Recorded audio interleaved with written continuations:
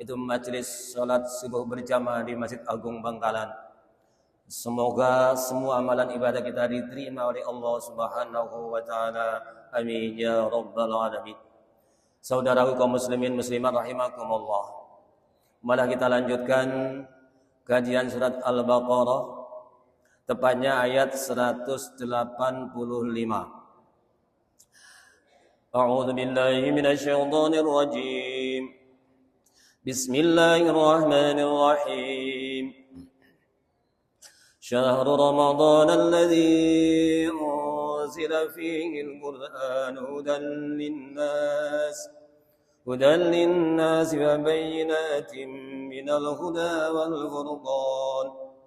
Faman shahida minkum ash-shahra falyasumhu ومن كان مريضا أو على سفر فعدة من أيام أخر يريد الله بكم اليسر ولا يريد بكم العسر ولتكملوا العدة ولتكبروا الله على ما هداكم ولعلكم تشكرون.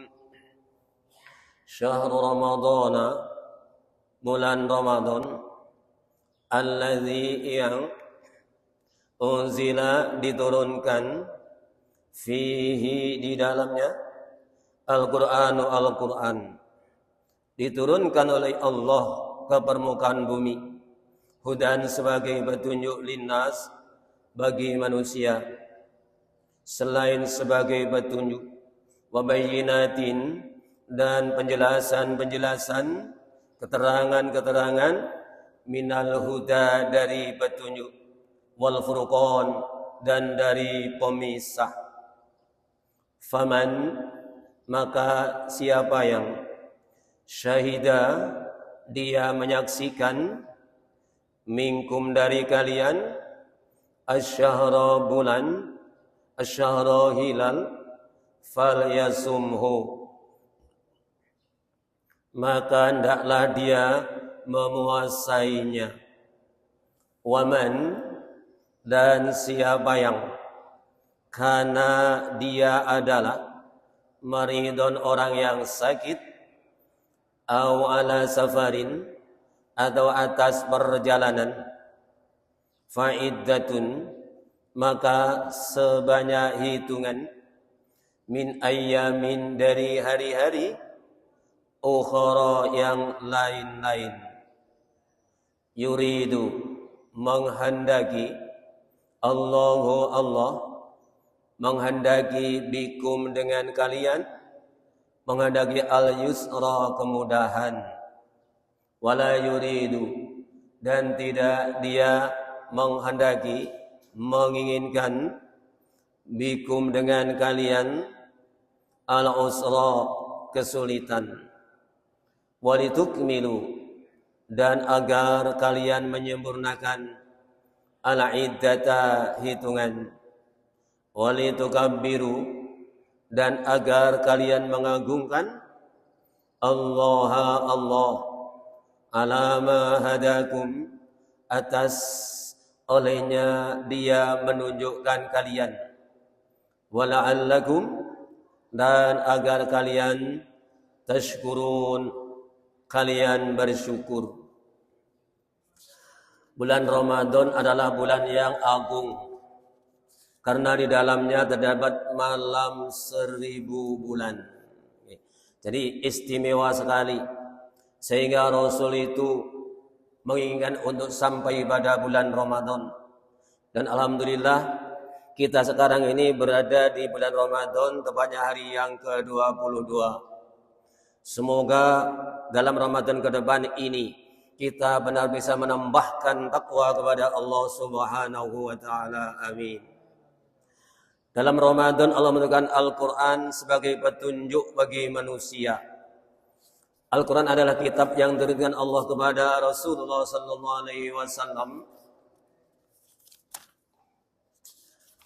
Tepatnya adalah ketika Rasulullah itu berumur 40 tahun, 17 Ramadan tanggal 16 Agustus 610 Masehi. Itulah Allah pertama kali menurunkan kepada Rasulullah sallallahu alaihi wasallam. Al-Qur'an diturunkan oleh Allah dari Lauhil Mahfuz, yaitu malam 24 bulan Ramadan. Ini nanti yang akan disebut malam Lailatul Qadar. Yang kedua, dari Baitul Izzah, dari langit yang pertama Allah menurunkan kepada Rasulullah sallallahu alaihi wasallam tanggal 17 Ramadan, yaitu ketika Rasulullah umur 40 tahun, tanggal 17 Ramadan, tepatnya 16 Agustus 610 Masehi. Al-Quran diturunkan kepada Rasulullah SAW itu tepat malam Al-Qadar. Al-Qadar itu apa? Malam pemindahan ketentuan Allah dari Lauhil Mahfuz ke Baitul Izzah, yaitu di langit yang pertama. Allah menciptakan, sebelum menciptakan langit dan bumi itu sudah menentukan sesuatu yang akan terjadi di permukaan bumi. Ditulis di Lauhil Mahfuz. Tapi setiap tahun sekali ketika malam Al-Qadar itulah memindahkan dalam jangka 1 tahun. Diperlihatkan kepada malaikat supaya dilaksanakan di permukaan bumi. Tepatnya malam Lailatul Qadar. Karena itu Rasulullah SAW itu selalu mendirikan salat malam di malam 10 yang terakhir dari bulan Ramadan. Bahkan Rasul sendiri, bukan hanya Rasul sendiri yang mendirikan salat malam, tapi istri-istrinya dibangunkan untuk diajak salat malam.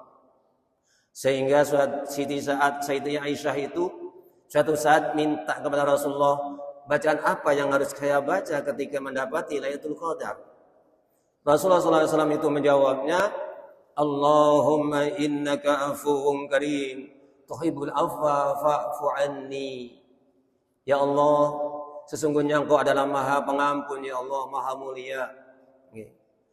Karena itu Engkau mencintai pemaafan, ya Allah, ampunilah aku. Jadi diajarkan Rasulullah kepada Ibu Aisyah ketika mendapatkan malam Al-Qadar. Siapapun orang yang dalam Al-Qadar itu mujahadah kepada Allah, mendapat salam dari para malaikat. Karena pada malam itulah tanazzalul malaikatu warruhu fiha bi'idzni rabbihim min kulli amr. Malaikat turun ke permukaan bumi, saling mengucapkan salam satu sama yang lainnya, mengucap salam kepada orang-orang yang munajah kepada Allah Subhanahu wa taala. Karena dulu kala ketika Allah menciptakan Nabi Adam alaihissalam itu, malaikat ini menunjukkan dirinya adalah orang yang memahasucikan kepada Allah. Dia bilangnya bahwa, ya Allah, apakah Engkau akan menciptakan manusia, membuat manusia yang buat kerusakan dan mengalirkan darah-darah, ya Allah? Sedangkan kami adalah orang-orang memahasucikan kepadamu. Jadi malaikat ini menyangka bahwa manusia itu hanya berbuat kerusakan, hanya maksiat, kemudian hanya menumpahkan darah-darah. Karena oleh Allah dibuktikan bahwa manusia tidak semuanya seperti itu. Coba nanti ketika malam Qadar kalian turun semua ke permukaan bumi. Diperintahkan oleh Allah untuk menyaksikan bahwa umat Rasulullah itu bukanlah sebagaimana yang disangkakan oleh malaikat. Dulu qalu adaj'alu fiha may yufsidu fiha wa yasfiku dima wa nahnu nusabbihu bihamdika wa nuqaddisu lak. Qala inni a'lamu ma la ta'lamun. Jadi Al-Qur'an turunkan pada 17 Ramadan yang disebut nuzulul Quran. Al-Quran turunkan oleh Allah kepada Rasulullah itu adalah hudan linnas, sebagai petunjuk bagi manusia. Karena manusia di bumi ini adalah asing, tempat yang baru, yang belum pernah ditempati. Dan ini hanya singgah saja di permukaan bumi ini. Supaya nanti bisa kembali ke tempatnya, yaitu ke surga, oleh Allah diberi petunjuk. Sampai-sampai barang siapa mengikuti petunjukku, maka dia tidak akan takut dan dia tidak akan bersedih. Qul nahbitu minha jami'a fa imma ya'tiyannakum minni hudan faman tabi'a hudaya fala khaufun 'alaihim wa la hum yahzanun. Allah berfirman, Qul nahbitu minha jami'a. Kami berfirman, kalian turunlah dari surga semuanya. Diperintahkan Allah turun dari surga ke permukaan bumi, yaitu Nabi Adam, Ibu Hawa, Iblis, kemudian ular. Karena ini adalah dianggap punya kesalahan oleh Allah di surga ini. Diturunkan semuanya. Maka ketika sudah sampai di permukaan bumi, fa imma ya'tiyannakum minni hudan, maka jika benar-benar datang kepada kalian dariku sebuah petunjuk, faman tabi'a hudaya, maka barang siapa dia mengikuti petunjukku, fala khaufun 'alaihim, maka tidak ada ketakutan atas mereka, wala hum yahzanun, dan tidak mereka bersedih. Karena itulah Al-Quran sebagai hudan, sebagai petunjuk, supaya nanti ketika kita sudah kembali kepada Allah, sudah di alam akhirat, tidak takut dan tidak bersedih. Jadi yang harus memahami umat Islam, yang harus memahami Al-Quran bukanlah para kiai, bukan ustadz, tapi semua umat Islam wajib memahami Al-Quran. Karena itu adalah suatu petunjuk. Petunjuk tidak difahami, tidak akan bisa dipakai petunjuk. Kalau Al-Quran tidak dipakai petunjuk, yang salah bukan Al-Qurannya, tapi manusianya. Karena itu kita masih belum telat untuk memahami Al-Quran. Kalau kita memahami, pasti bisa. Allah menjamin siapapun yang ingin mengambil pelajaran dari Al-Quran, ingin mempelajari Al-Quran oleh Allah akan dimudahkan. Tinggal kita saja mau dan tidak. Wa laqad yassarnal Qur'ana lidzikri fahal min muddakir. Dan niscaya sungguh kami memudahkan Al-Quran untuk buat pelajaran, maka adakah dari orang yang mau mengambil pelajaran? Ditanyakan, adakah orang yang mau mengambil pelajaran? Adakah orang yang mau mempelajarinya? Kalau dia ada, dimudahkan oleh Allah. Wa laqad yassarna, dan niscaya sungguh-sungguh kami memudahkan. Jadi yang wajib memahami bukanlah para kiai, tapi kita semua umat Islam harus memahami Al-Quran. Karena Al-Quran adalah hudan linnas. Al-Quran selain hudan adalah mabayyinatin minal huda wal furqan. Al-Quran sebagai penjelasan-penjelasan dari Al-Quran sebagai petunjuk yang mutlak, dirinci oleh Allah di situ penjelasan-penjelasannya.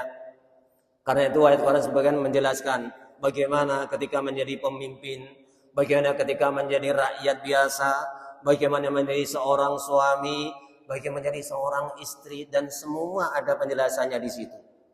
Karena wa bayyinatin minal huda wal furqan. Dan juga selain penjelasan-penjelasan yang rinci, juga ada Al-Furqan. Al-Quran lah bisa membedakan mana yang benar, mana yang hak, mana yang batil, dijelaskan dalam Al-Quran semuanya. Semuanya ini bermanfaat untuk manusia supaya tidak tersesat kehidupannya di dunia ini. Faman syahida minkum syahra falyasum. Maka barang siapa dia menyaksikan dari kalian sebuah bulan atau hilal, hendaklah dia memuasainya. Kemarin disampaikan wa 'alal ladzina yutiqunahu fidyatun ta'amu miskin. Di antaranya, dan bagi orang-orang yang mampu berpuasa, maka boleh memberi fidyah, diberikan kepada seorang miskin. Dalam permulaan Islam, maka ketika Allah mewajibkan puasa kepada masyarakat, kepada manusia, diwajibkan boleh memilih puasa atau membayar fidyah. Demikian juga bagi orang yang sakit, puasa atau tidak.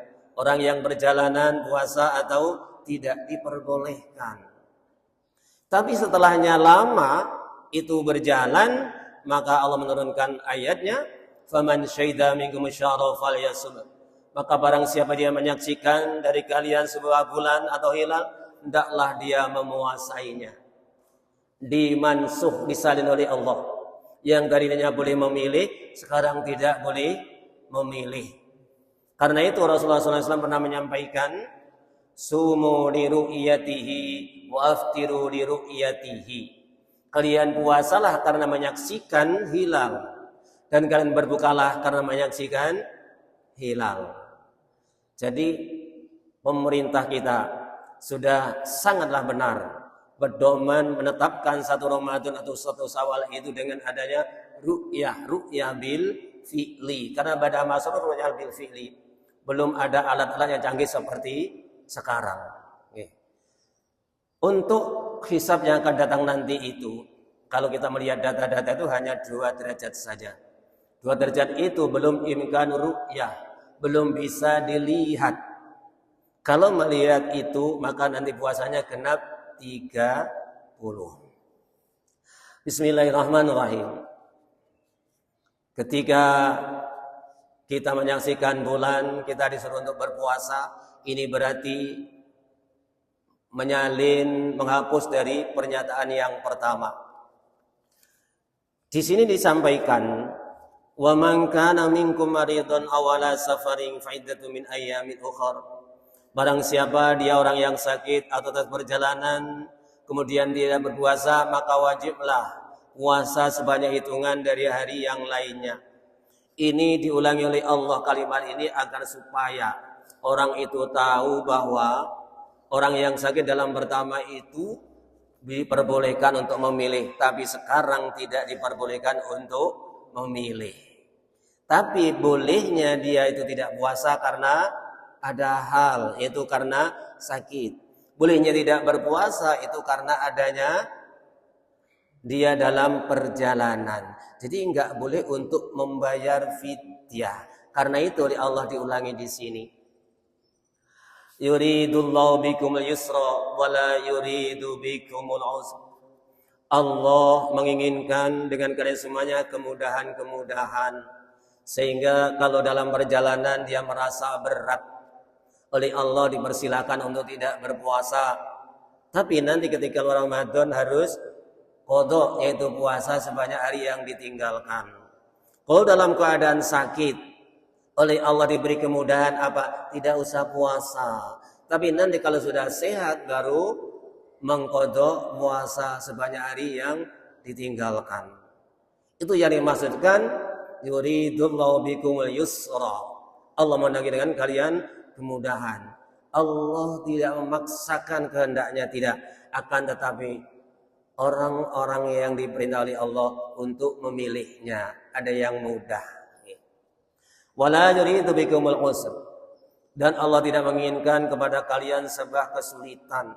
Allah tidak memaksa harus puasa. Dalam perjalanan harus puasa. Ketika sakit harus berpuasa. Ketika sudah terentah harus puasa. Tidak.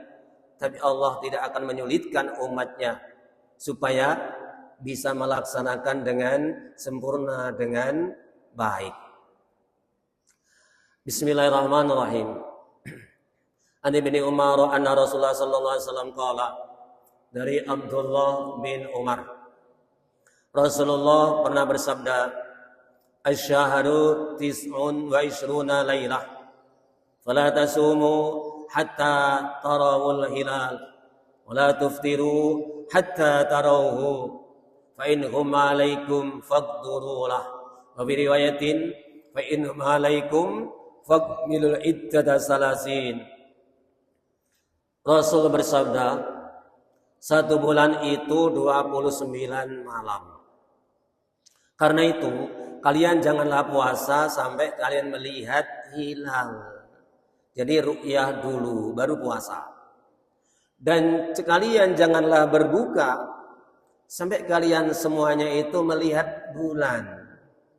Kita tidak boleh menganggap satu Syawal sebelum menetapkan bulannya sudah dilihat atau belum, sudah ru'yah atau belum. Tidak boleh.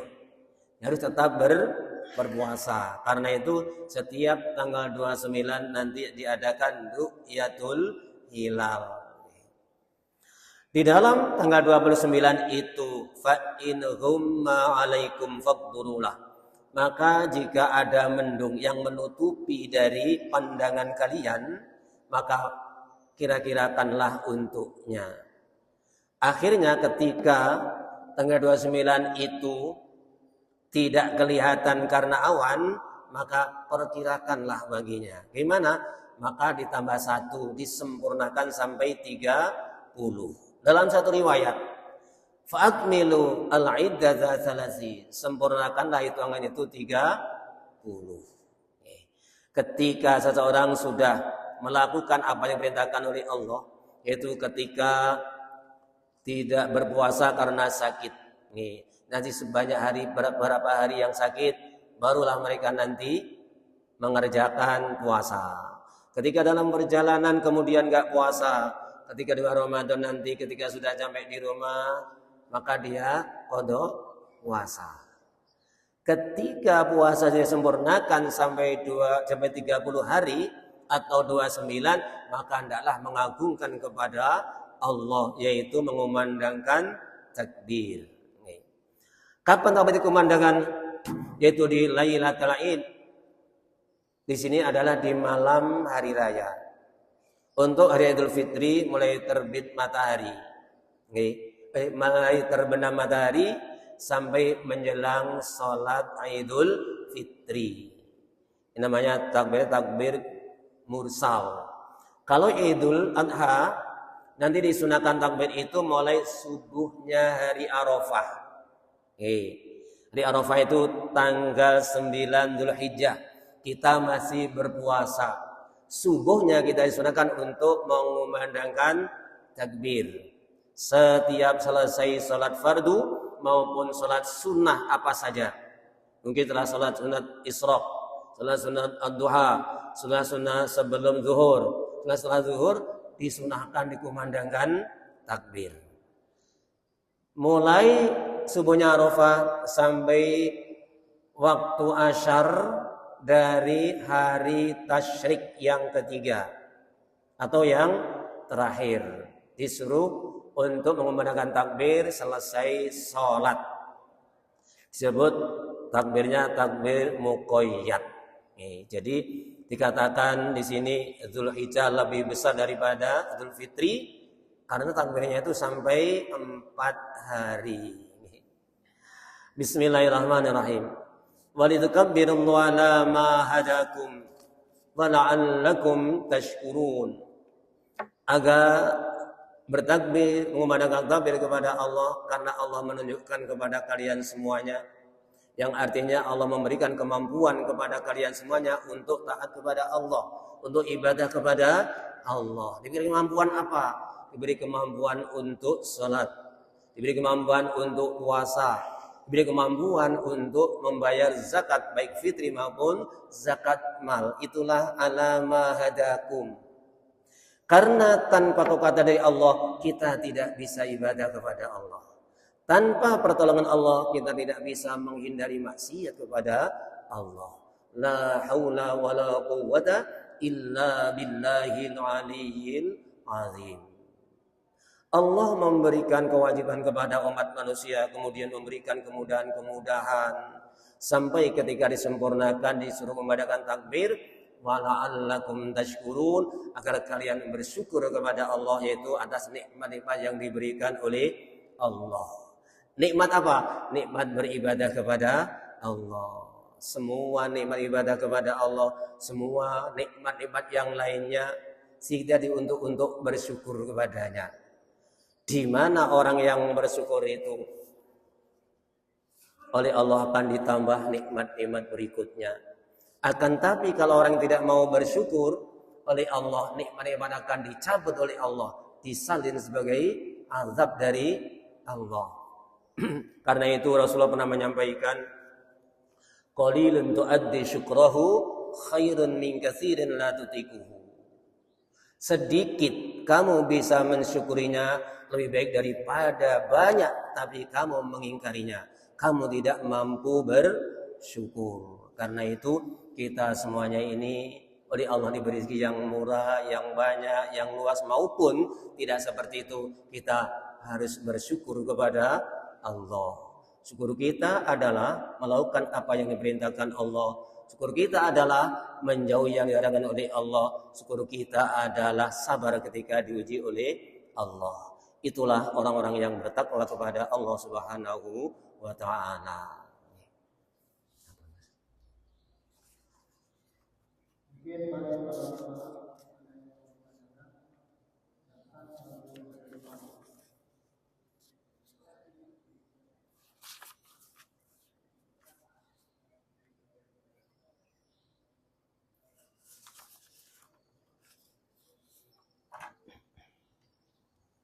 Gila. Assalamualaikum warahmatullahi wabarakatuh. Yang mulia Bapak Ustaz, pada waktu pertemuan yang lalu, yaitu permasalahannya suami istri berhubungan di siang hari, kemudian sanksinya yaitu membayar fidyah, yaitu memerdekakan budak, kemudian memberi makan 60 orang, ya. Kemudian yang ketiga harus berpuasa bulan-bulan berturut-turut. Yang saya tanyakan, kalau waktu itu keterangannya orang tersebut tidak mampu berpuasa sebelum Ramadan tiba, nah itu akan diberi hukuman untuk selanjutnya berpuasa 4 bulan berturut-turut. Kemudian selanjutnya seperti begitu. Nah, ini yang saya tanyakan. Sumber dan dasar hukumnya tolong menjelaskan. Yang saya harapkan dari Al-Quran atau dari hadis Nabi. Kemudian yang kedua, Al-Quran diturunkan pada malam 17 Ramadan bertepatan dengan Lailatul Qadar. Mengapa tidak dianjurkan untuk menggunakannya Lailatul Qadar itu pada sebelum berakhir di bulan Ramadan? Mengapa tidak dianjurkan mulai dari 17 malam 17 Ramadan? Karena apakah tidak akan terjadi lagi Lailatul Qadar itu turun di malam 17. Kemudian yang ketiga, yang kita tahu ada 4 kitab suci, yaitu kitab Zabur diturunkan kepada Nabi Daud, kitab Taurat ke Nabi Musa, kitab Injil ke Nabi Isa, dan kitab suci Al-Quran diturunkan kepada Nabi Muhammad. Dari 3 kitab selain Al-Quran itu diturunkan langsung 1 kitab, seperti waktu Nabi Musa itu waktu mendapatkan kitab suci tersebut di bukit atau di gunung Tursia, itu langsung 1 kitab suci. Tetapi untuk kitab Al-Quran, mengapa diturunkan secara berulang-ulang? Kemudian yang keempat, masalah penentuan 1 Ramadan dan 1 Syawal. Ini ada 2 pendapat, ada yang hijab, ada yang tidak. Nah, ini di dunia ini tidak ada 2 kebenaran, yang cuma ada 1 kebenaran. Yang paling benar waktu Rasulullah hijab atau tidak? Demikian, terima kasih. Waalaikumsalam warahmatullahi wabarakatuh. Mohon maaf Bapak sebelumnya. Memang sanksi-sanksi seperti ini ada di dalam diri Rasulullah Sallallahu Alaihi Wasallam. Nanti kalau kita membaca kitab Bulughul Maram nanti ada di sana. Cuma saya tidak hafal hadisnya. Bahkan saat itu ketika ada orang yang lapor seperti itu, kamu ya Rasul kalau puasa 2 bulan nggak mampu. Ini aja 1 Ramadan 1 bulan aja bolong seperti ini, nggak mampu Rasul. Ya wis kalau begitu kalian ini bayarlah fidyah 60 miskin. Aduh Rasul dimakan aja ndak ada. Apalagi sampai memberi orang lain 60, itu makan aja tiap hari itu kurang Rasul. Hanya Rasulullah itu disuruh budak apalagi tidak punya uang untuk beli budak. Untuk puasa 2 bulan, 1 bulan Ramadan aja tidak mampu. Untuk 60 fakir miskin, 1 aja susah. Dimakan aja masih tidak cukup. Hanya Rasulullah mengambil sewadah daripada kurma, ya inilah pakailah fidyah, berikan pada fakir miskin. Rasul keluarga saja kekurangan, apalagi orang lain. Ya wis kalau begitu bawa saja pulang untuk dimakan bersama. Itu nanti penjelasannya ada di kitab Bulughul Maram. Jadi kalau memang tidak mampu banget ya semampunya. Inilah Rasulullah. Kenapa Al-Qadar tidak turunkan pada 17, sedangkan 17 Ramadan turunnya Al-Quran? Karena Rasulullah itu sudah menyampaikan sebenarnya, Pak. Jadi tidak harus malam 21, malam 23 tidak.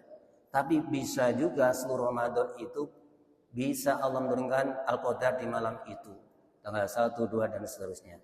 Tapi Rasulullah bilangnya apa? Yang paling bisa diharap itu adalah malam yang ganjil. Bukan berarti enggak ada. Tetap ada, tapi dirahasiakan oleh Allah. Dan Rasul itu ketika itu Rasul kita harrau itu disuruh untuk bersungguh-sungguh itu malam-malam al-witr, malam yang ganjil. Jadi tidak menutup kemungkinan pada malam-malam yang lainnya, bahkan mulai tanggal 1. Jadi kenapa kita harus 20 ke atas? Karena Rasulullah mengajarkannya. Kita mengambil apa yang mungkin saja terjadi itu Pak. Jadi bisa juga mulai tanggal 1, bahkan nanti ada pendapat bahwa bisa juga 1 tahun itu bukan Ramadan pun bisa malam Al-Qadar itu. Jadi karena Rasul menganjurkan kita untuk 10 yang terakhir, bahkan kalau mencari kita disuruh untuk yang ganjil. Itulah dasar kita mengapa kita hanya mengambil 10 yang terakhir. Yang ketiga, kitab selain kitab Al-Quran itu memang diturunkan sekaligus, Pak. Karena isinya pun berbeda dengan Al-Quran. Dari 3 kitab itu semua isinya sudah dikandung oleh Al-Quran. Karena Al-Quran lebih lengkap, lebih berat daripada kitab yang lainnya. Karena ini mau dilaksanakan langsung oleh umatnya, Allah menurunkan hanya 1 ayat per ayat, hanya sedikit-sedikit, sesuai dengan kebutuhan. Jadi asbabun nuzulnya seperti apa? Karena apa? Oleh Rasulullah akan dilaksanakan langsung apa yang diperintahkan Allah di dalam Al-Quran itu. Nanti kalau semuanya, maka manusia tidak mampu. Sampai-sampai ini akan waktu 22 tahun, 22 bulan, 22 hari. 22 tahun, 2 bulan, 22 hari. Kasarnya dikatakan sampai 23 tahun. Karena beratnya Al-Quran, karena mulianya Al-Quran, karena akan dilaksanakan oleh Rasulullah. Jadi tidak langsung 1 kali. Dari Lauhil Mahfuz Allah memindahkan Baitul Izzah ini 1 kali. Seluruh Al-Quran diturunkan 30 juz ini ke Lauhil Mahfuz, yaitu perumahan para malaikat maksudnya. Karena langit ini ada sukanul malaikat, tempat-tempat malaikat, itu 30 juz. Yang 17 Ramadan ini baru 1 ayat per ayat ini sampai 23 tahun. Gitu. Yang keempat.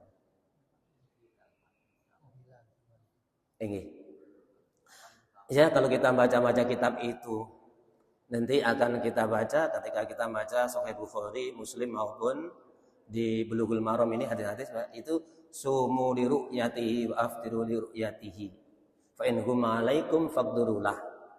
Lah ini puasalah karena melihat hilal. Berbukalah karena melihat hilal. Kalau tertutup mendung maka perhitungkanlah, kira-kirakanlah untuknya pada bulan itu. Itulah nanti disebut hisab. Jadi perhitungan itu alternatif daripada ru'yahnya. Jadi yang diutamakan adalah ru'yah. Kalau sudah nggak bisa baru dihisab, dihitung. Oh ini kurang, sudah 29 berarti kurang 1 hari. Rasul di Madinah itu ada yang menjelaskan puasanya Ramadannya 10. Yang 30 hanya 1. Dijelaskan Rasul di Madinah itu 9 kali Ramadan. Yang 30 hanya 1. Jadi hisab itu adalah alternatif.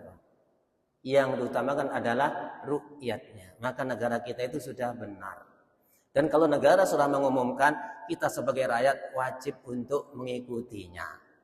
Kok ada yang berbeda? Ya memang dia tidak mau. Jadi dasar hisabnya itu nomor 2. Setelahnya enggak ru'yah baru ada hisab. Kemudian masalah di sekarang mengapa masih terbancang dengan berapa saja?